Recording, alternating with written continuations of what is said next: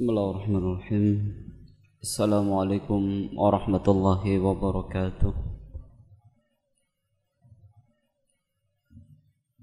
Alhamdulillahi rabbil alamin, alladzi ja'ala sakinata fi qulubil mu'minin liyazdadu imanan ma'a imanihim.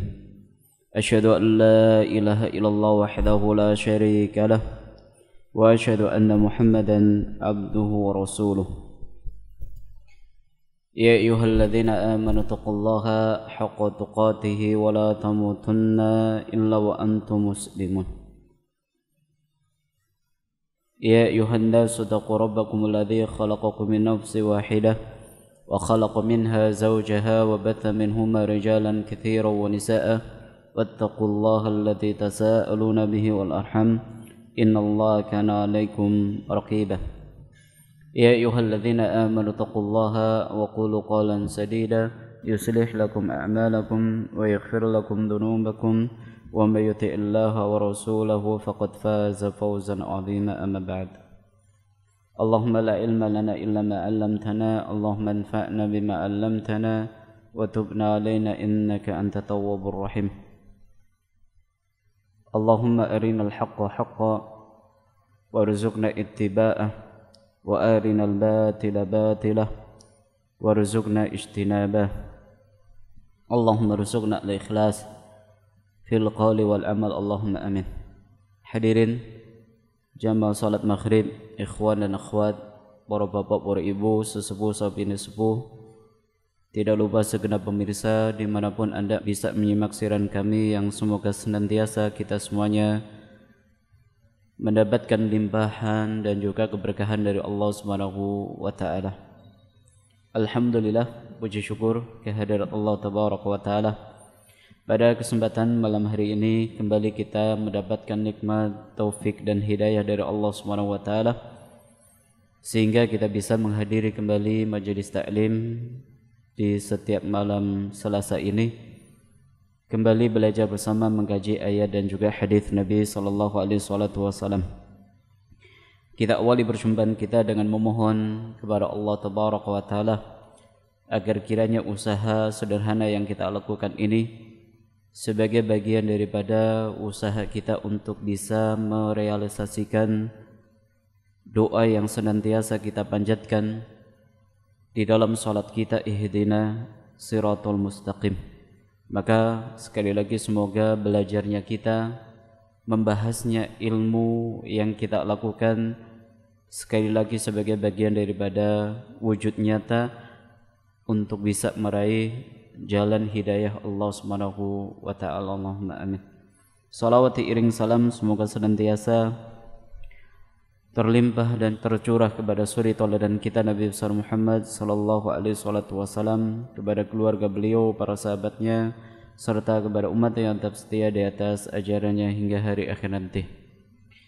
Tema kita pada kesempatan malam hari ini sebagaimana yang barangkali sudah ma'ruf, yaitu berkaitan dengan musibah yang sedang kita alami, di mana pada malam hari ini kita akan belajar dengan tema belajar dari musibah. Hadirin yang rahmat Allah Subhanahu wa taala, hidup adalah anugerah terbesar bagi seorang hamba. Ketika Allah Subhanahu wa taala memberikan kesempatan kepada kita lahir di muka bumi ini, dan ini merupakan sebuah anugerah. Kehidupan adalah sebuah anugerah, di mana dengan kita hidup dan lahir di muka bumi ini, kita itu bisa mengenal kebesaran Allah Tabaraka wa taala. Dengan kita hidup, kita bisa mengenal kebesaran Allah Subhanahu wa taala.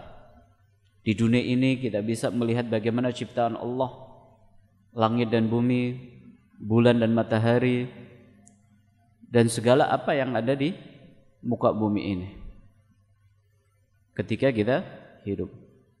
Dan sebelumnya kita itu tidak ada. Makanya Allah SWT sebutkan di dalam awal surat Al-Insan. Betul ya, Al-Insan. Allah SWT berfirman, hal ata 'alal insan hinum minad daghri lam yakun syai'an madhkura. Ada satu masa di mana manusia itu tidak pernah memiliki status apapun. Lam yakun syai'an madhkura, enggak pernah disebut di muka bumi ini. Ya, enggak pernah disebut si fulan, baik yang bergelar ataupun yang tidak, yang kaya dan miskin, enggak punya status kita itu. Lam yakun syai'an madhkura. Di mana pada saat itu? Tidak ada yang tahu di mana pada saat itu. Tapi Allah SWT pilih kita semuanya untuk lahir di muka bumi ini. Oleh karena itu, Allah SWT banyak memerintahkan kepada kita untuk bersyukur kepada Allah SWT. Dan di antara wujud syukur dari seorang hamba kepada pencipta adalah beribadah sebagai wujud syukur. Dan di dalam agama kita ada sebuah ajaran di mana kita itu diperintah untuk membalas budi kepada setiap orang yang telah banyak berjasa dalam kehidupan kita. Dan yang paling berjasa dalam kehidupan kita siapa? Allah Subhanahu wa ta'ala. Atau pacar kita. Siapa yang paling berjasa dalam hidup kita? Orang tua kita? Atau pacar? Ya, setelah bertahun-tahun dibiayain kuliah oleh orang tuanya, ada yang nguli, ya, ada yang buruh. Kemudian begitu wisuda langsung bilang sama pacarnya, terima kasih sudah puluhan tahun menemani apa? Ya, suka duka dalam belajar. Wong tuane memang dihilangkan. Demikianlah manusia. Ya, dia enggak bisa melihat bagaimana kebaikan Allah Subhanahu wa ta'ala dalam kehidupan ini. Allah mengaruniakan kepada kita segala apa yang kita minta dan apa yang tidak kita minta. Kurang apa? Kurang apa? Kemudian Bapak Ibu Muhammad ta'ala, ketika Allah Subhanahu wa ta'ala telah memberikan kepada kita banyak sekali bukti akan kebesaran Allah Subhanahu wa ta'ala, agar kita itu semakin bersyukur kepada Allah, dalam artian kita semakin berterima kasih. Makanya kan kita diperintahkan untuk berbakti kepada orang tua. Kenapa? Karena orang tua adalah sosok yang paling berjasa setelah siapa? Allah Subhanahu wa ta'ala. Makanya kan dalam surat Al-Isra Allah Subhanahu wa ta'ala berfirman, wa qadha rabbuka alla ta'budu illa iyyahu wa bil walidaini ihsana. Jadi kewajiban membalas budi setelah kita bersyukur kepada Allah adalah berbakti kepada orang tua. Kenapa? Karena orang tua yang paling berjasa. Allah menjadikan orang tua kita sebagai sebab kita lahir di muka bumi ini. Di antara kebesaran Allah Subhanahu wa ta'ala yang ada adalah adanya makhluk kecil yang namanya virus, di mana Allah SWT ingin memperlihatkan kepada kita kebesarannya, kemahamampuannya. Di zaman yang serba canggih seperti sekarang, teknologi yang luar biasa, sampai ada yang mengklaim manusia bisa sampai ke bulan, ini belum mampu mengalahkan virus yang kecil, yang itu pun nggak terlihat. Virus itu kan makhluk kecil yang tidak bisa terlihat secara kasat mata. Pakai apa? Pakai alat. Ini menunjukkan kebesaran. Maka bersyukur ketika Allah SWT beri kepada kita sebuah pelajaran berupa adanya musibah ini. Maka di sini saya akan sampaikan beberapa poin. Bagaimana menyikapi musibah yang dikatakan sebagai musibah yang apa bahasanya? Pandemi. Iya. Apa bahasa pandemi itu apa? Mendunia gitu. Ya. Musibah yang sudah mendunia. Bagaimana cara menyikapi? Di mana kita itu sekarang seakan-akan ya menjumpai adanya sosok yang sangat menakutkan. Seperti itu gambarannya. Sehingga kita gambarkan bahwa wah ini ya harus kita waspadai. Lebih daripada mewaspadai yang seharusnya diwaspadai. Dosa, maksiat, kematian, itu kan seharusnya jauh lebih diwaspadai. Nanti insya Allah kita akan coba uraikan. Poin yang pertama, saya ada beberapa poin kan. Poin yang pertama, kita ingin mengaca kepada penjelasan para ulama ketika berbicara masalah iman. Nanti kita simpulkan. Ya. Seorang ulama mengatakan, laisal imanu bitahalli wala bitamanni. Iman itu kata para ulama bukan retorika di lisan, bukan pula tamanni, harapan dan angan. Jadi keimanan itu bukanlah sesuatu yang bisa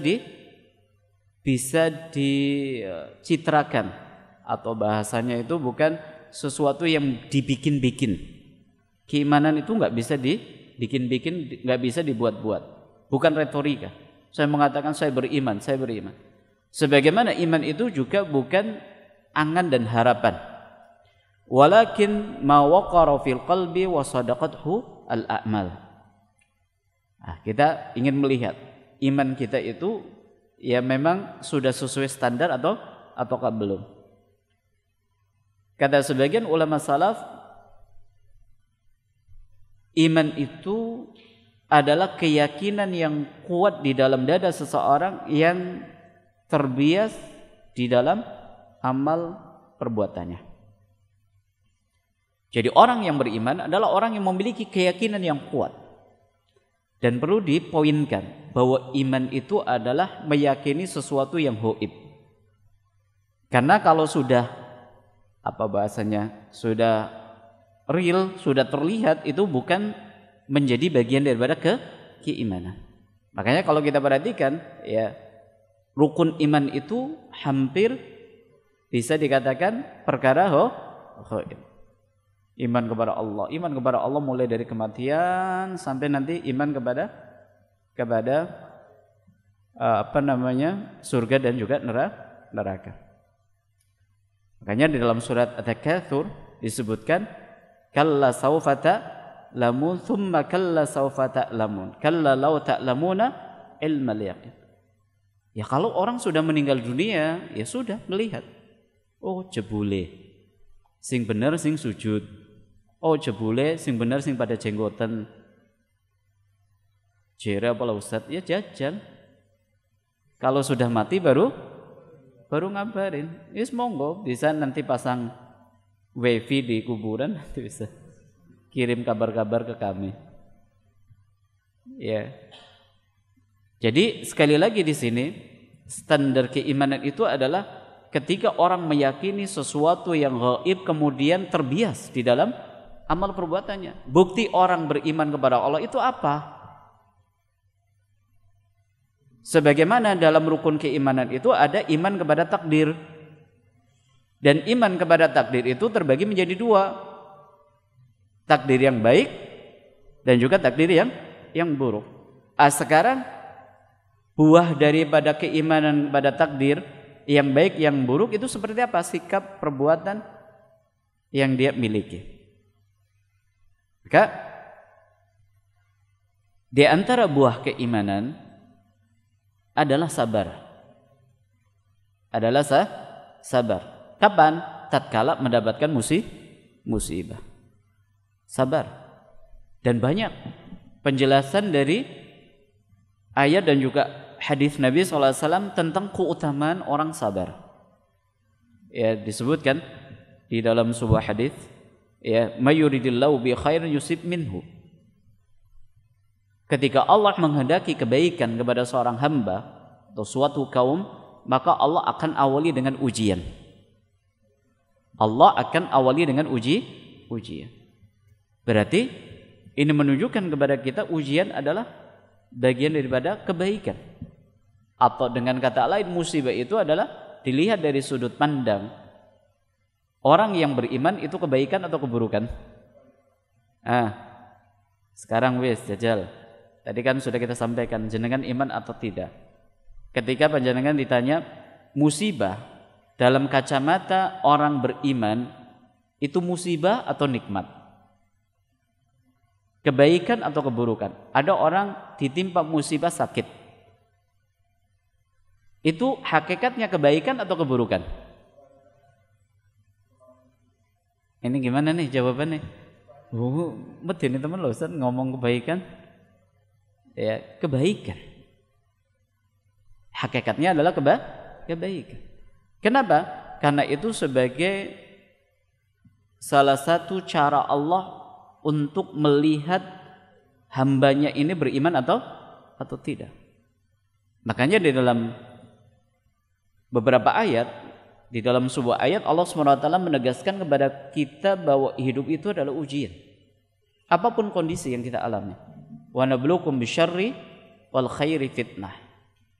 Benar-benar kami akan uji kalian dengan keburukan dan kebaikan. Apapun kondisi yang sedang kita alami, lagi jaya, lagi sukses, dapat banyak proyek, ya, uang melimpah, istri siji, ya. Atau sebaliknya kita itu lagi bangkrut, gagal usaha, gagal tender, diejek, dihina. Ini adalah bagian daripada ujian. Tapi seringkali kita melihat dan mengonotasikan bahwa musibah itu melulu identik dengan keburukan. Sesuatu yang buruk. Padahal mengacu kepada ayat tadi, ya, musibah itu teorinya adalah apapun kondisi yang dialami oleh seorang hamba. Ya, istri baik itu musibah. Istri enggak baik itu juga musibah. Sebagaimana suami baik itu musibah, suami enggak baik itu juga musibah. Makanya sampai dikatakan oleh seorang ulama salaf bahwa sabar dalam kondisi ditimpa musibah itu membutuhkan pilar yang lebih kuat. Karena kondisinya hanya yakin akan pertolongan Allah Subhanahu wa taala. Inilah mengapa orang itu sering mengidentikan bahwa musibah itu dalam hal-hal yang tidak mengenakan. Kenapa? Karena dorongannya yakin akan pertolongan Allah Subhanahu wa taala. Oleh karena itu, ya, buah keimanan seorang hamba ketika mendapatkan musibah adalah sabar. Dan meyakini bahwa tidak ada musibah di dunia ini kecuali telah ditetapkan oleh Allah. Ini poin yang pertama. Yakin bahwa musibah itu datangnya dari Allah Subhanahu wa taala. Banyak ayat dalam hal ini. Di dalam surat Al-Hadid, ya, ayat 57. Allah Subhanahu wa taala berfirman, "Ma asaba min musibatin fil ardi wala fi anfusikum illa fi kitabin min qabli an nabra'aha." Tidak ada suatu musibah pun yang terjadi di muka bumi ini. Wabah penyakit musibah atau bukan? Musibah. Bencana alam musibah atau bukan? Musibah. Ya, ditolak oleh calon mertua musibah atau bukan? Musibah. Fil ardi wala fi anfusikum. Sakit, dompet tipis, ya, tapi ATM-nya kan banyak, Ustaz. Nah, ini musibah. Kata Allah SWT, apapun musibah yang menimpa atau terjadi di muka bumi ini dan yang menimpa kalian, illa fi kitabin min qabli an nabra'aha, melainkan itu sudah dicatat oleh Allah di dalam Lauh Mahfuz. Sudah dicatat oleh Allah dalam Lauh Mahfuz min qabli an nabra'aha, sebelum terjadi. Bahkan diterangkan dalam sebuah hadis, Nabi SAW mengatakan, innallaha kadzabal maqadira qabla ayakhluqa samawati wal aradin bi khamsina alfi sana, atau kama qala Nabi SAW. Allah telah mencatat catatan takdir sebelum menciptakan langit dan bumi 50.000 tahun. Jadi kumpulnya kita sekarang di masjid ini malam hari ini itu sudah dicatat oleh Allah sebelum menciptakan langit dan bumi. Sebagaimana wabah penyakit di tahun ini, korbannya sekian-sekian sampai hari ini, sampai detik ini, itu sudah dicatat oleh Allah sebelum itu terjadi. Bahkan sampai nanti bagaimana kondisinya itu sudah dicatat oleh Allah Subhanahu wa taala. Sudah dicatat oleh Allah Subhanahu wa taala. Kemudian di dalam surat Taghabun ayat yang ke-11, Allah Subhanahu wa taala menjelaskan kepada kita sikap bagaimana menyikapi ketika ada musibah yang menimpa kita. Allah berfirman, ma asaba min musibatin illa biidznillah. Apapun musibah yang menimpa melainkan atas izin dari Allah. Jadi terjadinya musibah sekarang, wabah penyakit yang ditakuti oleh jutaan manusia, yang diperbincangkan oleh semua kalangan, laki, perempuan, besar, kecil, ya, apalagi kalau kita bicaranya di dunia medsos, wis liburan kayak bis, ya, ngalor ngidul ngetal ngulon isine kur terkenal banget ke virus ke, ya, tanpa ada pencitraan, sudah terkenal dengan sendiri. Atau ada pencitraannya? Nggak ada, dikenalkan oleh manusia, makhluk yang kecil ini, makhluknya Allah Subhanahu wa taala. Lalu bagaimana sikapnya? Allah jelaskan, wa may yu'min billah yahdi qalbah. Dan barang siapa beriman kepada Allah, maka Allah akan memberikan petunjuk kepada hatinya. Allah akan memberikan petunjuk kepada hatinya. Artinya apa? Mari kita simak penjelasan para ulama tafsir. Berkata Abdullah bin Abbas radhiyallahu taala anhum atau anhuma, ay yahdi qalbahu lil yaqin. Makna daripada wa may yu'min billahi yahdi qalba, artinya adalah Allah akan beri hidayah kepada orang tersebut untuk memiliki keyakinan yang kuat.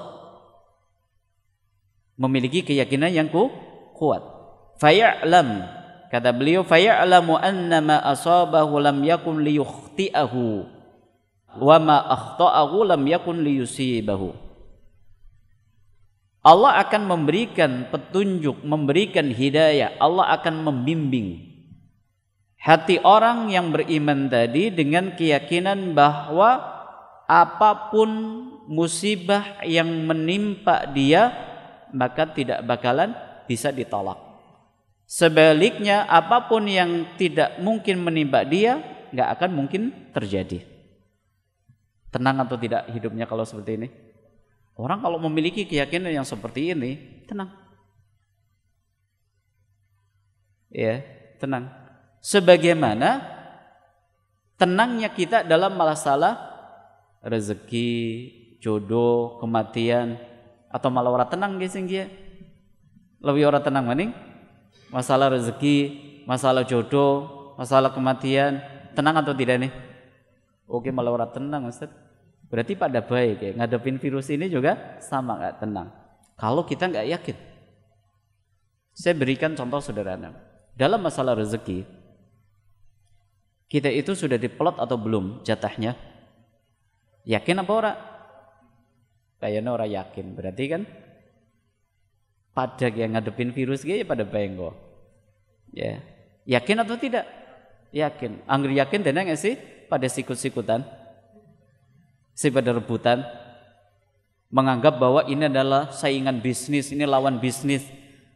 Padahal kita sudah yakin bahwa rezeki kita sudah diatur. Bukan diatur, tapi sudah diplot jatahnya masing-masing. Hari ini 5.000, hari ini 100.000. Tapi kebanyakan manusia tidak yakin masalah ini.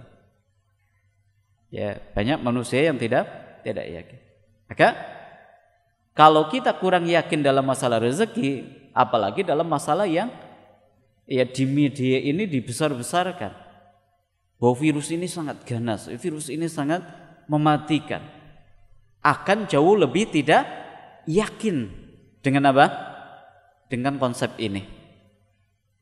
Jadi apapun perkara yang Allah takdirkan itu menimpa kita, gak akan mungkin ada yang bisa menolaknya.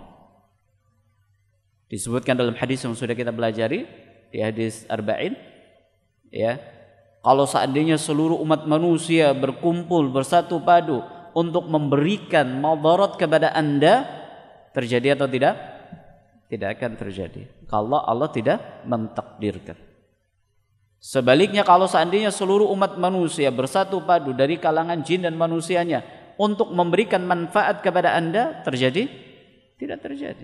Kalau seandainya sekarang berkumpul nih semua jamaah, ya ingin memberikan hadiah kepada ustadz yang mobil Alphard. Tapi kalau Allah tidak takdirkan, mobilnya orang teka-teka, kur jenenge tok. Kalau Allah tidak mentakdir, yakin apa orang gak senggak? Yakin. Ya, maka seperti itu. Jadi maksud daripada barang siapa beriman kepada Allah, Allah akan berikan dia keyakinan yang kuat. Dia yakin. Jadi kalau Allah mentakdirkan, sudah. Apapun usaha yang dia lakukan, Ustaz, tapi kan kita dianjurkan untuk ikhtiar, dilakukan untuk usaha. Betul, kita diperintahkan untuk ikhtiar, usaha. Banyak hadis yang menjelaskan kepada kita untuk tawakal kepada Allah Subhanahu wa taala. Tapi apa makna tawakal? Tawakal itu disebutkan oleh Imam Ibnu Qudamah memiliki 3 pilar. Kita nggak akan mungkin sampai kepada level tinggi dalam masalah tawakal atau tertinggi dalam masalah tawakal kalau kita belum memiliki 3 ini. Yang pertama, kita meyakini qudratullah. Allah itu maha mampu. Yang kedua, kita meyakini ilmullah. Ya, kita meyakini bahwa Allah itu maha mengetahui. Atau dibalik dulu. Yang pertama adalah meyakini bahwa Allah itu, kita meyakini bahwa Allah maha mengetahui. Yang kedua, kita meyakini bahwa Allah itu maha mampu. Lalu yang ketiga, kita meyakini bahwa kasih sayangnya Allah itu maha luas. Ini 3. Orang kalau sudah mengetahui bahwa Allah itu maha mengetahui, maka hidupnya tenang. Kenapa? Karena manusia, apapun usaha yang sudah dia lakukan, jika Allah Subhanahu wa taala menghendaki bahwa yang terbaik adalah bukan seperti itu, bukan seperti yang diinginkan, maka sudah. Dia itu enggak terlalu nuntut. Enggak terlalu nuntut. Kenapa? Karena Allah itu lebih tahu urusan kita dibanding kita. Allah itu lebih tahu mana yang terbaik buat kita. Ini yang pertama. Yang kedua, qudrah. Allah itu maha mampu. Sekalipun kita sudah melakukan usaha ini, tindakan preventif, melakukan ini, tapi nggak akan mungkin kita itu bisa melawan maha mampunya Allah Subhanahu wa taala. Ya, tidak akan mampu. Yang ketiga adalah kita meyakini bahwa Allah itu kasih sayangnya sangat luas kepada kita. Allah memberikan kepada kita banyak hal yang tidak kita minta. Yang tidak kita minta. Saya pernah sampaikan bahwa penjelasan sederhananya adalah kalau kita tawakal itu artinya menyandarkan urusan kita kepada Allah. Seperti kita punya anak buah yang kita percaya, kita serahkan urusan kita kepada anak buah kita.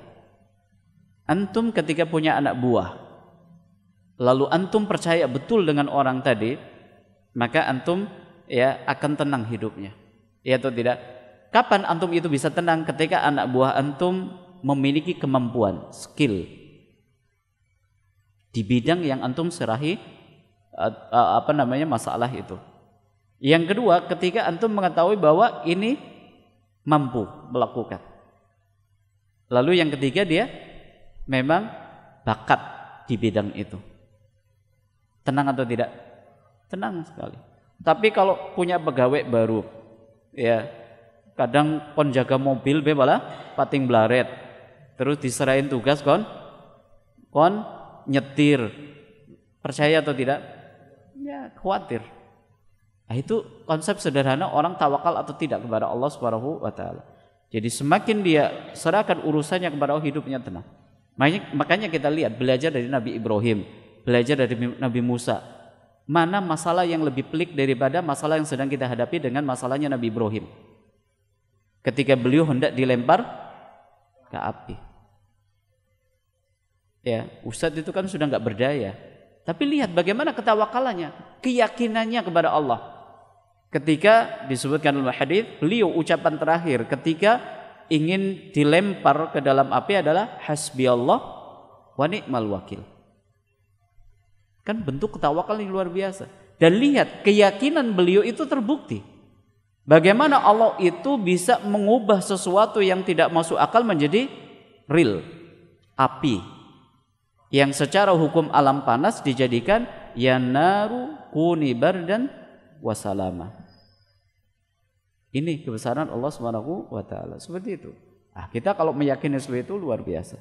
Luar biasa. Kemudian poin yang pertama, yakin bahwa musibah datang dari Allah Subhanahu wa taala. Inilah bagian daripada iman kepada takdir yang baik dan yang buruk. Yang kedua, tidak ada musibah melainkan karena diundang oleh dosa kita. Dosa itu penyebab virus itu datang. Ya, bolehlah kita menteorikan bahwa ini sebabnya karena makan binatang. Oh ini ya, senjata kimia. Monggo. Tapi bagi orang yang beriman lebih yakin kepada Al-Qur'an. Allah SWT berfirman, wa ma asabakum min musibatin fabima kasabat aydikum wa ya'fu an katsir, dalam surat ayat 30. Apapun musibah yang menimpa kalian itu disebabkan oleh ulah tangan kalian, bukan yang lain. Dosa kita. Makanya yang terakhir, kalau kita ingin diangkat musibah yang sekarang sedang terjadi adalah dengan bertobat. Jadi ini yang ingin kita tekankan kepada para hadirin, para pemirsa. Sekarang kan yang lebih banyak kan penekanannya adalah jaga kesehatan ini. Iya, itu usaha, ikhtiar. Tapi ada perkara yang lebih penting, yaitu bertobat kepada Allah Subhanahu wa taala. Sahabat Ali bin Abi Thalib radhiyallahu taala pernah mengatakan, "Ma nazala bala'un illa bi dzambin wa la rafa'a illa bi taubah." Tidak ada musibah yang turun kecuali dengan sebab dosa. Dan tidak mungkin diangkat oleh Allah kecuali dengan bertobat kepada Allah Subhanahu wa taala, kembali kepada Allah. Kembali kepada Allah. Banyak menyadari kesalahan, kekeliruan, dosa kita itu banyak sekali. Dosa dengan orang tua, dosa dengan pasangan, dosa dengan anak, dosa dengan tetangga, dosa karo batire, dosanya banyak. Makanya suatu kesombongan ketika orang itu menganggap suci, dirinya tidak ada dosa. Apalagi kalau sampai dia mengucapkan ditimpa musibah mengatakan dosaku apa? Ini lebih sombong lagi. Kenapa? Karena dia nggak mengakui kalau dirinya itu apa? Banyak memiliki dosa. Maka ya yang ingin kita tekankan, ya mari kita banyak kembali kepada Allah Subhanahu wa taala. Perbaiki cara hidup kita sesuai atau belum dengan aturan agama. Cara cari harta kita nyerempet-nyerempet kepada riba atau justru riba ataukah tidak. Pakaian kita, keluarga kita, cara berkeluarga. Rata-rata di antara kita ketika nikah itu sudah tamat kitab nikah atau sama sekali belum pernah belajar. Siapa yang cung sebelum nikah dia sudah modalnya belajar kitab nikah selesai? Siapa? Cung, Ustaz TP ora? Iya, jujur. Ya. Ngerti kitab nikah ta iya, tapi rampung ora. Ya. Kan membuktikan bahwa kita itu belum mengamalkan sabda Nabi sallallahu alaihi wasallam atau firman Allah, fa'lam annahu la ilaha illallah wastaghfir li dzambi. Imam Bukhari mengatakan al-ilmu qabla qali walau, kan berarti potensi orang terjatuh dalam dosa besar atau tidak? Besar. Ya, kalau kita melakukan sebuah perkara sebelum kita punya ilmunya. Maka yang terakhir, ya, mari ya kita itu lebih mendekat kepada Allah daripada kita mendekat kepada HP. Sekarang kan musibahnya malah justru tambah. Bukannya kita kembali kepada Allah, berzikir, baca Quran, mengingat dan mengakui dosa, tapi malah sibuk. Kita menang apa enggak? Menang. Berita ini, berita ini, berita ini, berita ini. Kadang malah gari padu nang di, padu nang HP. Nah, ini musibah lagi. Ya, maka ya mudah-mudahan ini sedikit yang bisa kami sampaikan, yang menenangkan.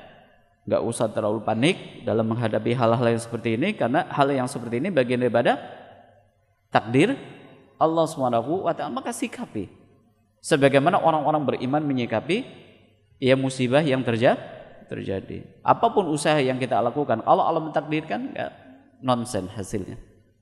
Maka caranya adalah kembali dengan bertobat kepada Allah Subhanahu wa taala. Wallahu taala alam bisawab. Terima kasih atas segala perhatiannya dan mohon maaf atas segala kekurangannya. Naktafi bihadzal qadar. Subhanakallahumma wa bihamdika asyhadu an la ilaha illa anta astaghfiruka wa atubu ilaik. Wabillahi taufiq wal hidayah. Wassalamualaikum warahmatullahi wabarakatuh.